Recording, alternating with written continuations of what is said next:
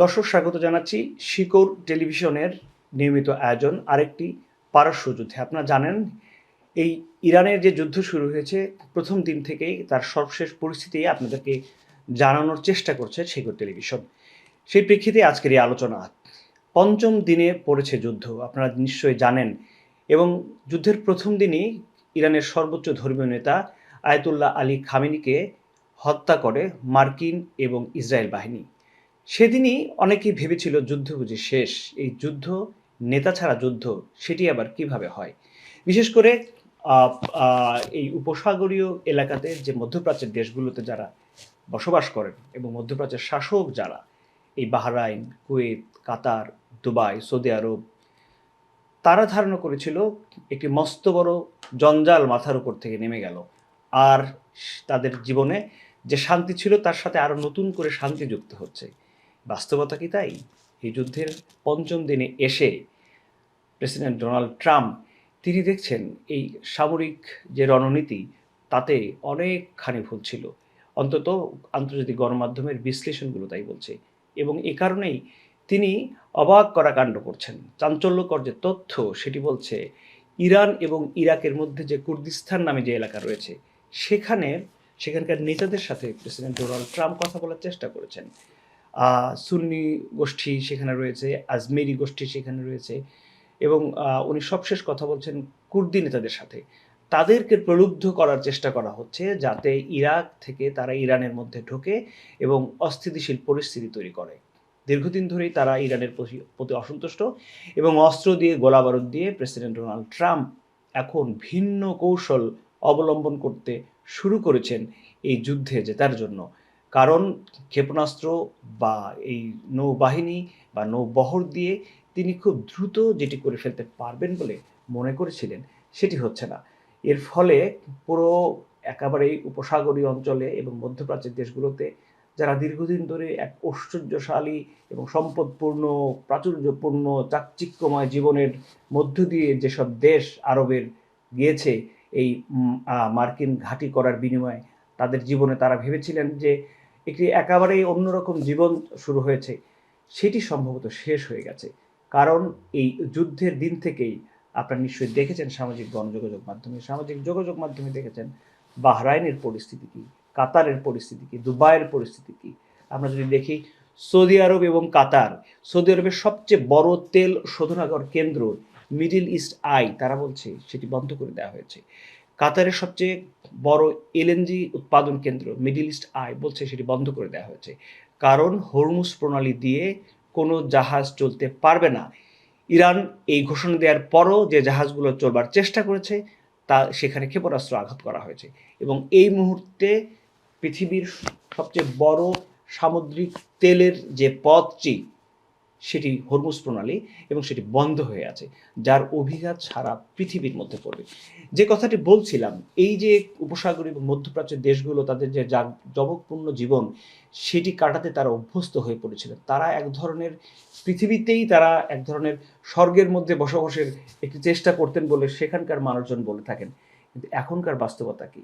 কখন মিসাইল আসবে, কখন ড্রোন আসবে, সেই চিন্তায় তাদের ঘুম হারাম। এবং আপনারা নিশ্চয়ই দেখেন ফেসবুকের পেজগুলোতে কিভাবে তারা দৌড়াচ্ছে, এবং তাদের সেই ঐশ্বর্যময় জীবনের বিপরীতে এখন তারা বাংকারে জীবন কাটাচ্ছেন, এবং তারা চাচ্ছেন যেভাবেই হোক এই যুদ্ধ যেন শেষ হোক। কিছুদিন আগে আমরা দেখেছি ওয়াশিংটন পোস্টে, সেখানে কি বলা হয়েছে এই সৌদি আরবের প্রেসিডেন্ট সালমান, তিনি এবং ইসরায়েল তাদের যৌথ অনুরোধের প্রেক্ষাপটে যেটা বার্নি স্যান্ডার্স তিনি বলবার চেষ্টা করেছেন, ওয়াশিংটন পোস্ট নিউজ করেছে যে এই যে যুক্তরাষ্ট্র যে ইরানে হামলা করলো এতে সৌদি আরবের এক ধরনের সায় রয়েছে। সেই সৌদি আরবের অবস্থা এখন কি? তারা তাদের সবচেয়ে বড় তেল শোধনাগার বন্ধ করে দিয়েছে, আমি যেটা বলছিলাম। এখন যে বাস্তবতা হয়েছে, পুরো উপসাগরীয় জোট, পুরো আঞ্চলিক জোট, তারা চাইছে, তারা একবার ইরানের কাছে যাচ্ছে, একবার তারা যুক্তরাষ্ট্রের কাছে যাচ্ছে। কি কারণে? যে করে হোক এটা যুদ্ধবিরতি, অথবা স্থায়ীভাবে এই যুদ্ধের শেষ তারা চাইছেন।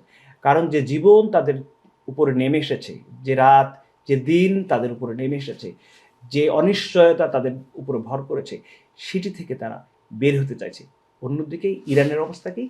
ইরানের যে ইসলামিক বিপ্লবী গার্ড বাহিনী, তারা প্রথম দিন যে ছত্রখান হয়ে গিয়েছিল সেখান থেকে তারা সমন্বিত একটি জায়গায় পৌঁছেছে এবং তারা চাইছে যে যুদ্ধটাকে আরও বিস্তীর্ণ করতে। এবং আমি গতকালকে বলেছিলাম সাইপ্রাস পর্যন্ত তারা আক্রমণ করেছে এবং আপনারা নিশ্চয়ই জানেন যে তুরস্কেতে হামলা হয়েছে এবং তুরস্কেতে আকাশে যদিও সেই ক্ষেপণাস্ত্রটি ন্যাটোর বাহিনী সেটি নষ্ট করে দিয়েছে যেটি বলা হচ্ছে, শেষ পর্যন্ত তুরস্কের মূল যে ভূখণ্ড সেখানে পৌঁছতে পারেনি।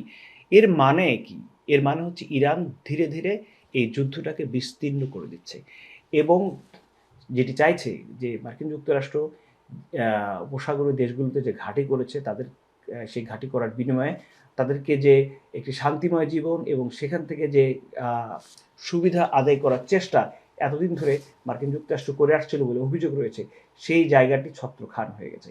এর ফলে আসলে যে এর আগেও বলেছি এই যুদ্ধ কতদিন চলবে সেটি নিয়ে এখন পেন্টাগন নতুন করে ভাবতে শুরু করেছে। তারা বলছে প্রয়োজনে তারা স্থল অভিযানে যেতে পারে, তবে এখনই সেটি নয়। এর আগে তারা আঞ্চলিক যে গোষ্ঠীগুলো ইরানকে ঘিরে চারপাশে রয়েছে তাদেরকে নানানভাবে সহযোগিতা করার চেষ্টা করছে। আরেকটি গুরুত্বপূর্ণ জিনিস আপনাদেরকে বলতে চাই, চীন এবং রাশিয়া এই যে 6টি দেশের কথা বললাম পারস্যর পাশে মধ্যপ্রাচ্যের যে 6টি দেশ বাহরাইন, কুয়েত, কাতার, দুবাই, তাদের সাথে যোগাযোগ করার চেষ্টা করছে। চীন এবং রাশিয়া সরাসরি ইরানের পক্ষে যুদ্ধে না নামলেও যে কূটনৈতিক যুদ্ধ সেটি শুরু করে দিয়েছে। ফলে এই সব কিছু মিলিয়ে যে পরিকল্পনা করে পেন্টাগন যে পরিকল্পনা করে তেল আবিব যুদ্ধে নেমেছিল সেখান থেকে তারা অনেকখানি সরে গেছে। আপনারা নিশ্চয়ই জানেন যে নৌবহর যেটি ওমান সাগরে ছিল সেটি অনেক দূরে সরে গেছে এবং সব মিলিয়ে যে বাস্তবতা তৈরি হয়েছে তাতে এই যুদ্ধ কতদিন চলতে পারে, সে কোন পক্ষ, এর আগেও আমি বলেছি আবার বলছি, যেটি আন্তর্জাতিক গণমাধ্যম বলছে, সিএনএন বলছে, বিবিসি বলছে, আরটি নিউজ বলছে, আল জাজিরা বলছে, এই যুদ্ধ থেকে প্রেসিডেন্ট ডোনাল্ড ট্রাম্প যে লক্ষ্য নির্ধারণ করেছিল সেটি ইতিমধ্যেই ব্যর্থ প্রমাণ হতে চলেছে এবং এ কারণেই ডোনাল্ড ট্রাম্প নতুন করে তার দেশের মধ্যে নানান সমালোচনার মধ্যে পড়েছেন যে যুদ্ধ ব্যয় তাকে করতে হচ্ছে। ইরানের একটি ড্রোনের বিপরীতে মার্কিন যুক্তরাষ্ট্রের যে ধরনের সরঞ্জাম ব্যবহার করতে হচ্ছে তার কারণে মার্কিন যুক্তরাষ্ট্রের যে যুদ্ধ ব্যয় এবং সেটি দিনকে দিন যে জায়গায় গিয়ে ঠেকছে তা নিয়ে খোদ মার্কিন যুক্তরাষ্ট্রের ভেতরেই কঠোর সমালোচনার মুখে পড়ছেন বলে খবর এসেছে। ফলে সব মিলিয়েই ডোনাল্ড ট্রাম্প যেটি ভেবেছিলেন খুব সহজেই তিনি ইরান জয় করবেন এবং ইরানের যে রেজিম চেঞ্জ করে দিবেন, সেই বাস্তবতা সম্ভবত ভুল হতে চলেছে। ভালো থাকবেন সবাই।